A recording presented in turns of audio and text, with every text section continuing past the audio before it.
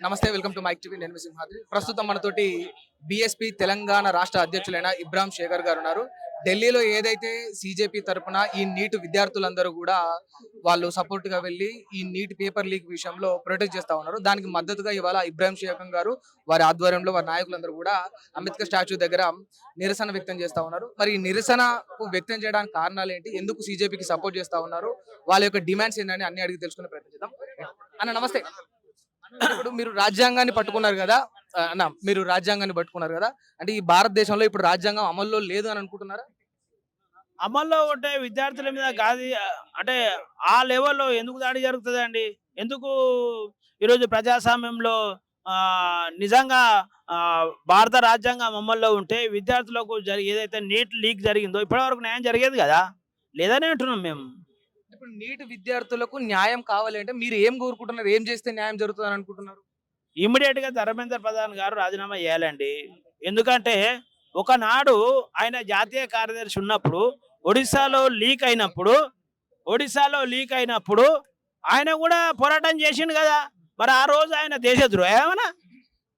ఈరోజు నీట్ పేపర్‌లో లీక్ అయితే నేను రాజీనామా చేయమంటే ఏదైతే విద్యార్థులు పోరాటం చేస్తుర్రో వాళ్ళేమో దేశద్రోహులు అంటుర్రు. మరి ఒకనాడు నరేంద్ర ప్రధాన్ ఆయన ప్రధాని కూడా చేసిండు, ధర్మేంద్ర ప్రధాన్ కూడా చేసిండు. ఒడిశా జరిగినప్పుడు ఆయన జాతీయ కార్యదర్శి ఉండే, ఆయన దేశద్రోహి ఆనాడు. అంటే ఇప్పుడు ఎవరైతే ప్రొటెక్ట్ చేస్తున్నారో వాళ్ళందరినీ దేశద్రోహులు అనడానికి మా దగ్గర మంచి మంచి కారణాలు ఉన్నాయి. వీళ్ళకి పాకిస్తాన్ నుంచి ఫండింగ్ వస్తుంది, వీళ్ళకి బంగ్లాదేశ్ నుంచి ఫండింగ్ వస్తుంది, ఆ ఫండింగ్ తోనే వీళ్ళు ఇక్కడ ఫుడ్ కొనుక్కుంటున్నారు, దాంతో వీళ్ళు ఇంత ప్రొటెక్ట్ చేస్తున్నారనే ఒక ఆరోపణ ఉంది. అంటే బీజేపీ పార్టీ ఎప్పుడైతే కష్టాలకు వస్తుందో అప్పుడు పాకిస్తాన్ తీసుకొస్తుందండి. ఎప్పుడైనా ఎలక్షన్ల ముందు ఏం చేసిర్రు వాళ్ళు మీకు తెలుసు కదా. నేనేమంటున్నా అంటే నీటు లీక్ అయిందా లేదా, లీక్ అవడం నిజమే కదా. ఇది ఎప్పుడైతే నష్టం జరుగుతున్నట్టు ప్రజాస్వామ్యంలో దాని న్యాయం కోసం పోరాటం చేసే దేశద్రోహులు అవుతారా అంటే ఏమన్నా? అంటే ఈ భారతదేశంలో అన్ని రాజకీయ పార్టీలు, అన్ని సోషల్ ఆర్గనైజేషన్ విద్యార్థులు అండగా ఉన్నది. అంటే వీళ్ళందరూ కూడా పాకిస్తాన్కి సంబంధించిన మనుషులా, లేదా వేరే దేశాలకు సంబంధించిన మనుషులా? నాకు అర్థం కాదు. అది కేవలము ఈరోజు పాకిస్తాన్ పైన చెప్పి రాజకీయాలు పప్పం గడుపుకున్న బీజేపీ పార్టీ చాండోలేం కొనసాగదనే విషయం కూడా మేము స్పష్టం చేస్తున్నాం. బీజేపీ పార్టీ యొక్క వాదన ఏంటంటే ఇలాంటి ఒక చిన్న ఇన్సిడెంట్ ను పట్టుకొని కావాలని, అంటే మీలాంటి పార్టీలు కానీ, కాంగ్రెస్ కానీ, బీఎస్పీ కానీ, మిగతా ఏ పార్టీలు కానీ క్యాచ్ చేసుకొని కావాలని బీజేపీ మీద విషం చిమ్ముతున్నాయని వాళ్ళు అంటారు. నేనేమంటుంటే భారతదేశంలో కోట్ల మంది విద్యార్థుల భవిష్యత్తు నాశనం అవుతుంటే చిన్న విషయం అండి ఇది? మీరు చెప్పండి. భారతదేశంలో కోట్ల మంది విద్యార్థుల భవిష్యత్తు నాశనం అవుతుంటే చిన్న విషయం ఇది? భారతదేశంలో నీట్ అంటే ప్రతి సంవత్సరం జరిగే ఎగ్జామ్.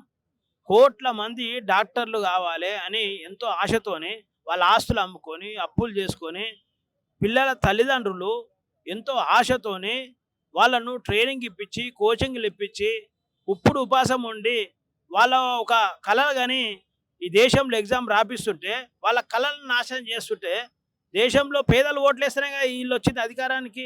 విద్యార్థుల భవిష్యత్తు కోసమే కదా మీరున్నది. అంటే విద్యార్థుల భవిష్యత్తు అంధకారం పోతుంది. ఈ దేశంలో కోట్ల మంది ఓట్లేసిన పేదలందరూ వాళ్ళ పిల్లల భవిష్యత్తు అంధకారం పోతుంటే వీళ్ళందరూ తోసేదేవులు అవుతారా అండి? ఇప్పుడు వాళ్ళు చెప్తున్న ప్రధానమైన అంశం ఏంటంటే ఇప్పుడు లీక్ జరిగింది అన్నప్పుడు పేపర్ను రద్దు చేసినాం, ఎగ్జామ్ రీకండక్ట్ చేసినాం, అందులో ఆల్రెడీ మెరిట్ సాధించిన విద్యార్థులకు మెడికల్ సీట్లు కూడా వచ్చినాయి, అంత ప్రాసెస్ అంతా కంప్లీట్ అయిపోయిన తర్వాత మళ్ళీ నిరసన చేయడం ఏంది అని వాళ్ళు ఎద్దేవా చేస్తా ఉన్నారు. నేనేమంటున్నా అంటే ఢిల్లీలో గత 26 రోజుల నుంచి శాంతియుత నిరసన జరుగుతుంది కదా.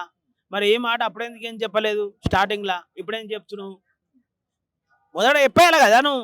ఫస్ట్ డేనే చెప్పేసి అయిపోతావు కదా. అంటే ఫస్ట్ డేనే చెప్పేసి అయిపోతావు కదా.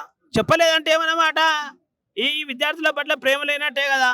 కాబట్టి ఈరోజు దేశవ్యాప్తంగా బీజేపీ పార్టీ దేశద్రోహి అని, లేకపోతే ఈ దేశంలో పేద ప్రజల గురించి విద్యార్థుల గురించి పట్టించుకునే పార్టీ కాదని ప్రచారంలోకి వస్తుంది. కాబట్టి దానికి భయపడే ఇలా విద్యార్థుల మీద ఆరోపణ చేస్తుంది తప్ప ఇంకోటి కాదనే విషయం స్పష్టం చేస్తుంది. మీరు కేవలం ఇప్పుడు విద్యార్థులకు అండగా ఉంటాం అనే దానికే ఇప్పుడు ఈ నిరసన చేపడుతున్నా అని చెప్తున్నారు. కానీ విద్యార్థుల ముసుగులో అక్కడ చాలా మంది పార్టీల కార్యకర్తలు ఉన్నారు, దేశద్రోహులు ఉన్నారు అని వాళ్ళు అంటారు.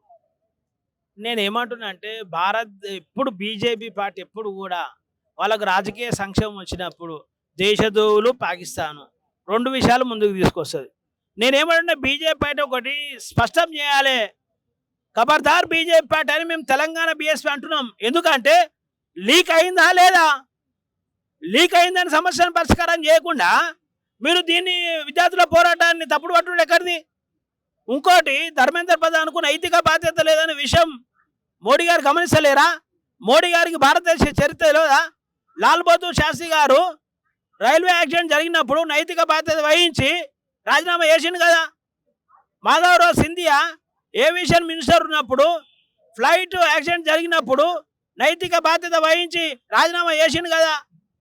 మీ మిత్రుడు బీజేపీ పార్టీ అలయన్స్లో ఉన్న ఆయన నరేంద్ర మోడీ గారి ఇప్పుడున్న మిత్రుడు నితీష్ కుమార్ గారు ఎవరైతే ఉన్నారో రైల్వే మినిస్టర్ ఉన్నప్పుడు పశ్చిమ బెంగాల్లో యాక్సిడెంట్ జరిగితే ఆయన కూడా రాజీనామా చేసిన నైతిక బాధ్యత వహించి నేనేమంటున్నానంటే ధర్మేంద్ర ప్రధాన్కు నైతిక బాధ్యత వహించే మనసు లేదా?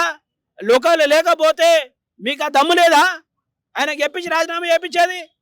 ఆయన ఏకపోతే మీరు చేయండి.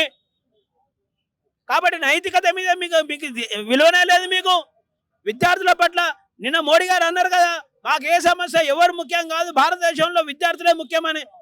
మీకు విద్యార్థులు ముఖ్యం కాదు, విద్యార్థుల భవిష్యత్తు ముఖ్యం కాదు, ధర్మేంద్ర ప్రధానే మీకు ముఖ్యమని మాకు అర్థమవుతుంది క్లియర్గా. అంటే ఇప్పుడు రాజీనామా చేయట్లేదు కదా మీరు, ఎంతమంది ఎన్ని రకాలుగా చెప్పినా కూడా రాజీనామా చేయకపోతే భారతీయ జనతా పార్టీకి భవిష్యత్తులో ఏదైనా ఎఫెక్ట్ అయ్యే ఛాన్స్ ఉందా వచ్చే ఎన్నికల్లో?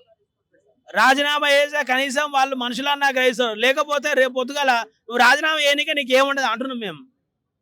ఏముండదు ఇంకా, అంటే అధికారమే ఉండదు అని అంటున్నారా?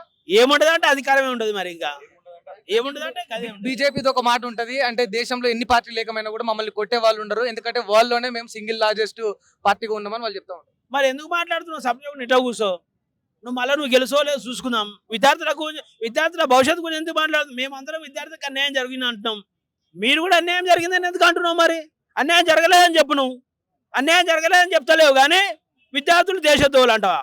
విద్యార్థులకు అన్యాయం జరిగిందని నువ్వే అంటావు, విద్యార్థులు దేశద్రోహులని నువ్వే అంటావు. మరి ఏది కరెక్ట్ అండి? ఈ దేశంలో అందరు పిచ్చోళ్ళు అనుకుంటారా ఏమన్నా? భారతదేశంలో అన్ని రాజకీయ పార్టీలు ఇంక్లూడింగ్ మా బీఎస్పీ పార్టీ కూడా, మా నాయకురాలు కూడా డిక్లేర్ చేసిందిగా, ఏ పార్టీ విద్యార్థుల పక్షాన పోరాటం చేస్తుందని మేము చూడట్లేదు, అందులో న్యాయం ఉందా లేదా అని చూడాల్సిన అవసరం ఉంది అని బయన్ కుమారి మాయావతి గారు ట్వీట్ చేశారు కదా. ఆమె ఆదేశం వరకు మేము తెలంగాణ రాష్ట్ర వ్యాప్తంగా మేము చేస్తున్నాం ఇవాళ. కాబట్టి భారతీయ జనతా పార్టీ ఎప్పుడు ఒక అందమైన అబద్ధాన్ని నిజంగా చిత్రించడానికే ఎన్ని ప్రయత్నాలు చేస్తుంది, కానీ అది పోయిందిగా. ఆఖరికి బీజేపీ పార్టీ ఈ దేశంలో ఉన్న పేద వర్గాలకు వ్యతిరేకమైన పార్టీ అని, విద్యార్థులకు వ్యతిరేకమైన పార్టీ అని తేటతెల్లం అవుతుంది. కాబట్టి వాళ్ళు నైతిక బాధ్యత వహిస్తే ఈ మొత్తం నడుస్తుంది, లేకపోతే అయితే కూడా ఉండదనే విషయం బీఎస్పీ పార్టీ తెలియజేస్తుంది. చూసారు కదా, ఇది అంటే శేఖర్ గారు చెప్తున్న అంశం. అంటే ఇప్పుడు ఏదైతే ధర్మేంద్ర ప్రధాన్ రిజైన్ చేయమని వాళ్ళ ఇప్పుడు ఈ సీజేపీ తరపున ఉన్న వాళ్ళు కావచ్చు, మిగతా ప్రతిపక్ష పార్టీలో వాళ్ళందరూ కోరుకుంటా ఉన్నారు కదా, ఒకవేళ అంటే నైతిక బాధ్యతగా వహించి ధర్మేంద్ర ప్రధాన్ గాని తన పదవికి రాజీనామా చేయకపోతే భవిష్యత్తులో ఇలా రాజీనామా చేయడానికి ఆస్కారం కూడా ఉండదు, అంటే పదవి కూడా ఉండదు, ఖచ్చితంగా వచ్చే ఎన్నికల్లో భారతీయ జనతా పార్టీకి బుద్ధి చెప్పే పరిస్థితి ఉంటది అని చెప్పేసి చాలా స్పష్టంగా చెప్తా ఉన్నారు. మరి ఇప్పుడు ఢిల్లీలో జరుగుతున్న నిరసన పట్ల మరి మీ అభిప్రాయం ఏంటనేది కింద కామెంట్ రూపంలో